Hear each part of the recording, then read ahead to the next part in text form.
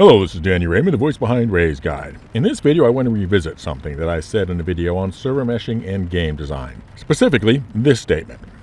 And of course they are. There will always be games having larger space battles than Star Citizen. I know you don't want to hear that, but telling people what they don't want to hear is becoming something of a motto for this channel. Because if you have a game when in space mode, your character is a 50-face irregular polyhedron moving in a 3D environment shooting at other 50-face polyhedron, you're right. You can have a lot of them going on at once with current hardware.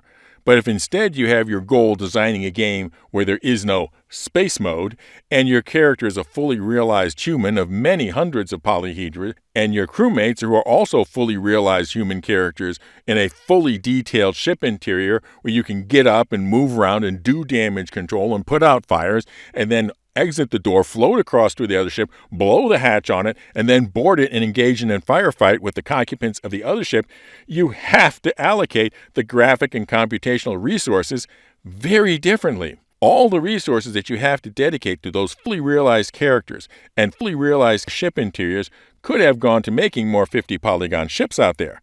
But that's the trade-off. And I got a lot of comments about how CIG can do a lot of things with culling and visualization zones and level of detail ranges to minimize these things. But bear in mind that any of the other games can also do those techniques to increase their battle size as well. But there is one thing that those other games don't do, and it has to do with a decision that CIG made so early in the development that it may have even preceded a Kickstarter. And thus it is something that few players think of or maybe are even aware of. Yet it is a decision that was so necessary for making Star Citizen what it is, that it may be more important in that regard than even server meshing will be. Yet, most folks are unaware of it because it happened so early.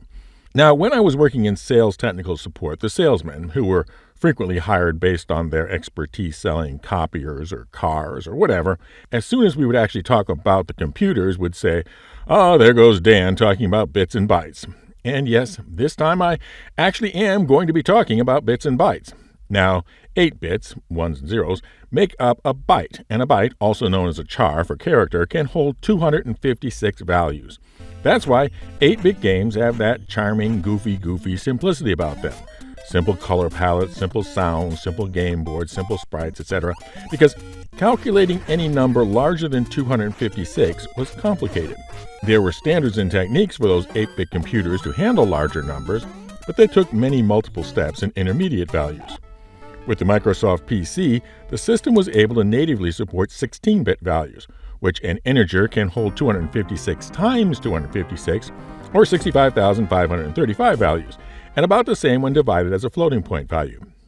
To get more speed when processing larger values, you would need to plug in an 8087 chip into a socket in your motherboard. I remember doing that. And games progressed. They could now offer more colors, more details, and at least a simulation of a 3D coordinate system in 3D views.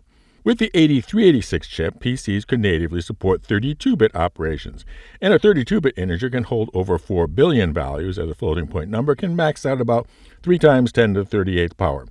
But you can't use the numbers at the extremes of that range because precision is lost. And with 32-bit coordinate sets and increased power, games became genuinely 3D, with genuine 3D coordinate systems, like Starlancer here. And there they have stayed mostly because for most games and applications, 32 bits is more than enough numeric range. 2 years after Starlancer was released, CryEngine had its first edition, and CryEngine, intended primarily as a platform for first-person shooters, had a maximum map size of 16,000 by 16,000. And that may be plenty for an FPS game, and by using tricks, like using a space mode where your ship is only a few inches long, you can do a big space battle. But you aren't going to map a whole solar system with it, particularly if you are also going to be able to include tiny details in the ship interiors and on the surface of your face and spacesuit. So CIG made a decision to fork off their own version of the CryEngine and create their own Star Engine.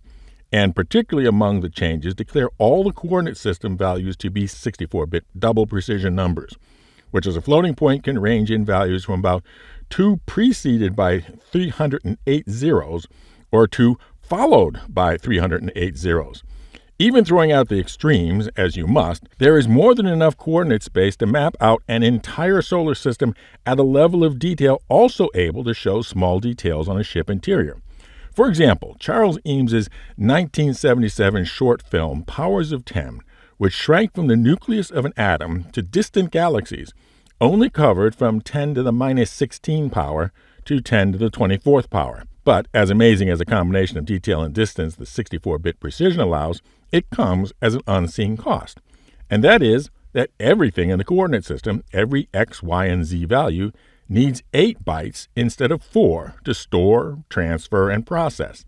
And that is why, for example, Elite Dangerous, which started about the same time in its development as Star Citizen, can have larger space battles, because the whole coordinate system takes half of the space.